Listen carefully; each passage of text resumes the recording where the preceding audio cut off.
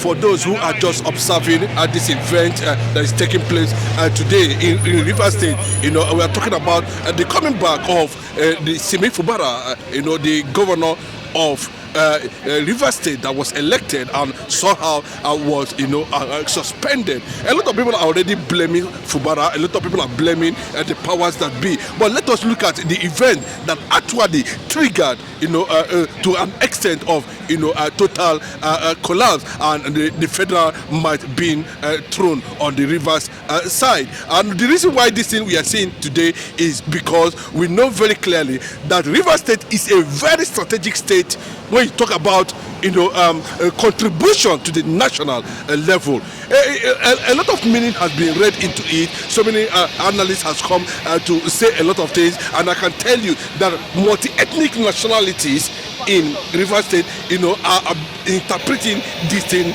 in different ways. But we saw a retired Admiral Abbas, coming from the axis of the federal powers and took over the government. And when he was about done, he made it very clearly that he has satisfied, the wish and of course the mandate of Bola Ahmed Tinubu in Rivers State. Yes, that's the statement. He didn't say it was a mandate, to bring unity. He didn't say it's a mandate, to show solidarity for the people of Rivers State for what they have gone through over the time. But the question is this, the process of which state of emergency was actually declared. As we are watching this video on this background, and look, the event is already taking place, and you can observe the governor, trying to, get his coordinate himself right down physically. When you look at, Fubara is not, really happy because the peace agreement seems to be a one that has some level of oppression and suppressive, tendencies, and it has to align with that. But from the revelations we are having, it was a calculated agenda to make sure that a certain political party is being planted in the south region. And unfortunately, I don't think that is going to last. Fubara came in, he did the normal thing as a governor, but Wike, who felt that nobody can question him, and he has entered a certain agreement with the powers that be to destabilize Rivers State, and got the president, intervening. Was all planned, and I think to an extent, yes, they have actually achieved their aim by dismantling the structures of PDP in that state and planting APC government. So people are saying this man Fubara, he cannot be man of himself anymore. Yes, no, Fubara wrote from onset. I think there's a time, he wanted to throw out the beast in him. He's a human being, and he cannot tell me that the first governor of Opopo Kingdom, which is an Igbo kingdom anyway, which the governor also is an Igbo man. I forget the sentiment of disunity that have been planted in the old eastern region. We know ourselves, and they understand who they are. He speaks Igbo fluently. He tells you that Opopo Kingdom, the first governor from that was supposed to be accorded a lot of respect, even though some people want to say the first Ijaw governor of Rivers State. But let me just put it very clearly, for those who are watching this video, and the question I want to put to people who are watching this video: can anybody come out and tell me on this platform? I might be wrong, I might be right. What was actually Fubara's offense that led to that suspension? So tell us and share with us on this platform. Then, if you look at it, Fubara won that election democratically elected.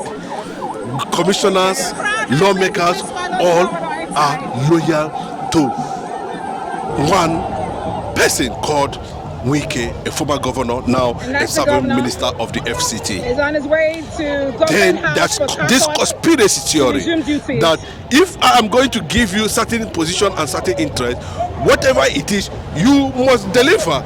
River State to APC, and that was how where the foundation of was rooted.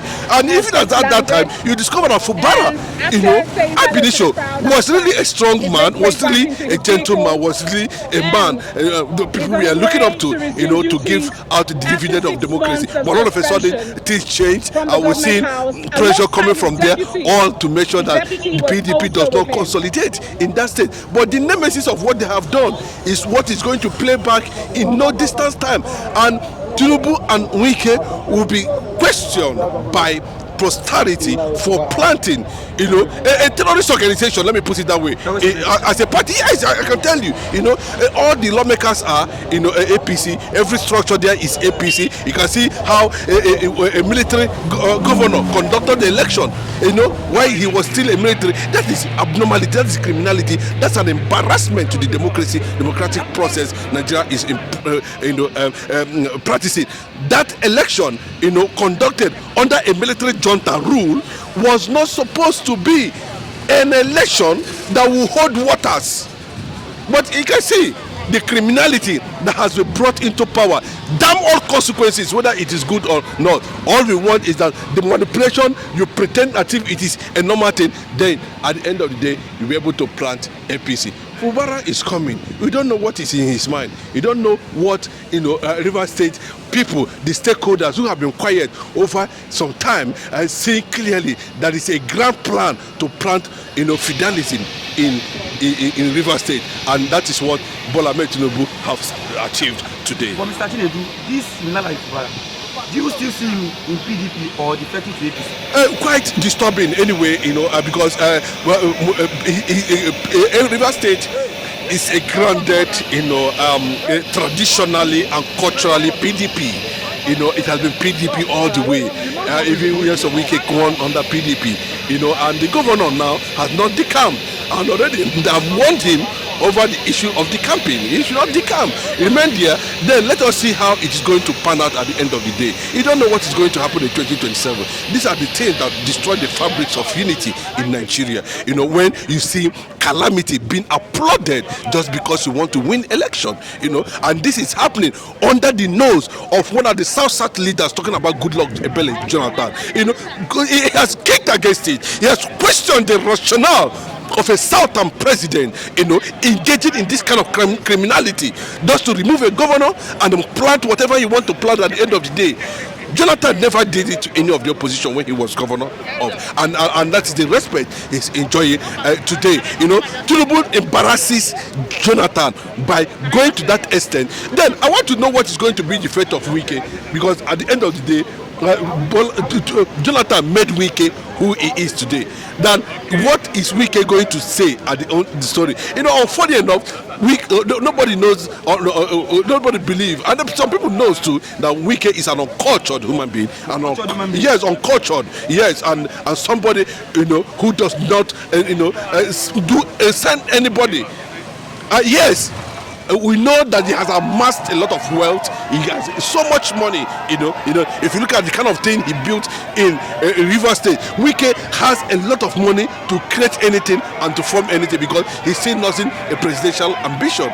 But what is going to happen in River State in the long run might surprise everyone. Bob, Mr. Chinedu, similar to Fubara, do you think he will learn from his past mistakes? What is actually the mistake of the governor when you talk about a state, a state that wants to be independent, a state that believes that they shouldn't be run under God-feudalism, a state that a lot of people have looked up to, that have never for one day engaged in the issue of Babasobe or God-feudalism. But we are seeing it play out, in River State. I wonder the kind of mistake that Fubara would have made that was not triggered by the forces of Wike, just to make sure that he become a victim of the unknown. And unfortunately, the return of Fubara might send another direct signal to the people of the federal government of Nigeria of what is hidden, the agenda that they do not know, that might unveil anytime any day. You can see it looks as if the whole thing is colorful. It is not colorful. The stakeholders, the political stakeholders in Rivers State are not happy and with what is happening in Rivers State, and the only thing they can do at this point in time is to lay a proper ambush ahead of Bola Ahmed Tinubu and Wike 2027. Are you thinking there's no one to challenge Wike in Rivers State? Yeah, unfortunately, using the federal might, and if you push it to that level, that means you are bringing non-actors into the scene, just like what is happening in Imo State currently now, where the non-actors has taken over Imo State and has destroyed Olo and Okigwe completely. So they calculated very well, and you know that Rivers State is strategic to winning election. Rivers State is strategic to contribution to the national purse, and a lot of infrastructures are already there that the government is leveraging on, and the people of that state are leveraging on. So I think to an extent, they were properly advised. Not that anybody cannot be able to challenge Wike. There's a lot of things that's already hanging on his neck. The Obibo killing and how he was able, to disassociate himself from the reality on ground, and took over 100 Obibo boys to a hidden prison in Kaduna, as being reported, either Kaduna or Kano. Those people were asked to deny their identity. These are Igbo people that later on come back to say, they are not Igbos, just to achieve one certain interest or another. Shame on Asari Dokubo. I wonder what Asari Dokubo should be thinking now for coming to the national television to say that Tinubu, betrayed the people of Rivers State, and the people. He never know what he's talking about. He never know. He cannot see the future. He conquered just one person. I hope this will not. This is not about 85 million Igbos. Asari Dokubo will continue to embarrass. You can see it very clearly. That Wike, shunned him, kicked him out of Rivers State space, political space, and was able to do the needful. What did Asari Dokubo do? He only ran to the national media and was condemning, saying that Bola Ahmed Tinubu betrayed him, and unfortunately he regretted having anything to do with Bola Ahmed Tinubu. Fubara should stand firm, and like a man with 9 lives, and pretend that all is well in Rivers State, consolidate on his power, and make sure that APC never win that election in the presidential, when that state during the presidential election. That's the only way to retaliate and pay them back. It's just straightforward. That's what it is. And anything that makes Bola Ahmed Tinubu lose 2027 election, my brother, imagine what will become of these two entities in Nigeria that has brought so much burden and disrupted and caused so much disunity in Nigeria as a result of their nepotic attitude and their continuous, bigotry in terms of maintaining national character and national outlook. For Mr. Tinubu, in absence of the elected governor of Rivers State, Fubara, local government election was conducted. Now is to resume today, 18th of September 2025. Do you think the local government chairman will listen to his order? That's the problem. The first election was conducted, and they came out and said it is illegal because they were not able to, squeeze the people to submission. But now they went back again, conducted this kangaroo, which is already illegal. They are not supposed to conduct any local government election under a military rule. It is not done. What the military can do highest is to appoint caretaker committee in those directions. But unfortunately, that didn't happen. So it is illegality we are talking about. Just like what we saw about Mazin Nnamdi Kanu. The trial of Mazin Nnamdi Kanu is pure illegality.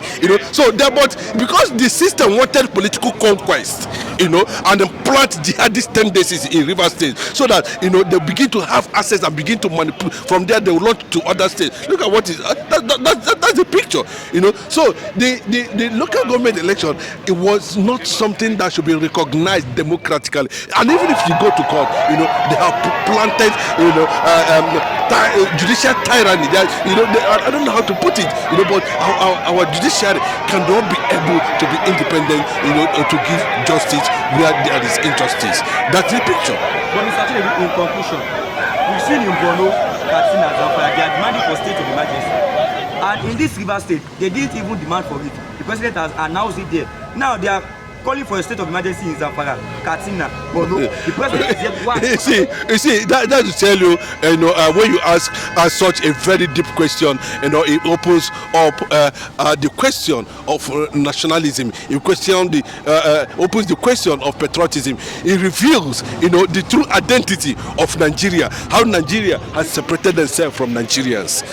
So it's hard to believe, but it is real. And that the people are asking for a state of emergency, and the president Bola Ahmed Tinubu, pretend as if there's nothing like that. You don't know what happened in Aso Rock that he quickly run back to Nigeria. You don't know what is going on. You don't know what the actors are planning. Because he has brought so many. I disrupted the democratic process. So that actually tells you that the mission in River State was not a political mission, but a conquest agenda.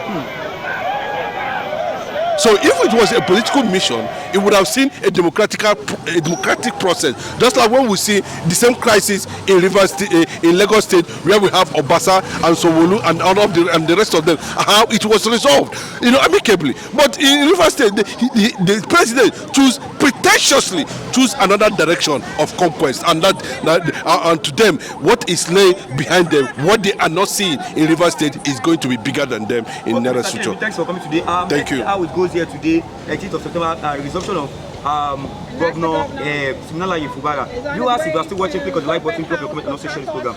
God bless you and have a nice day.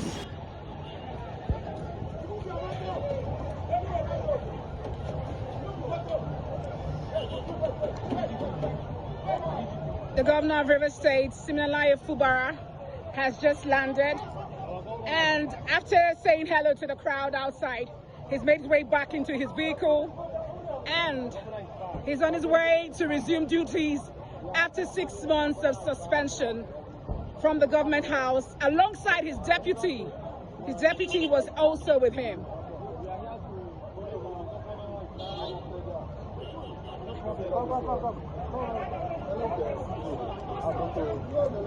Dear Governor, Siminalayi Fubara,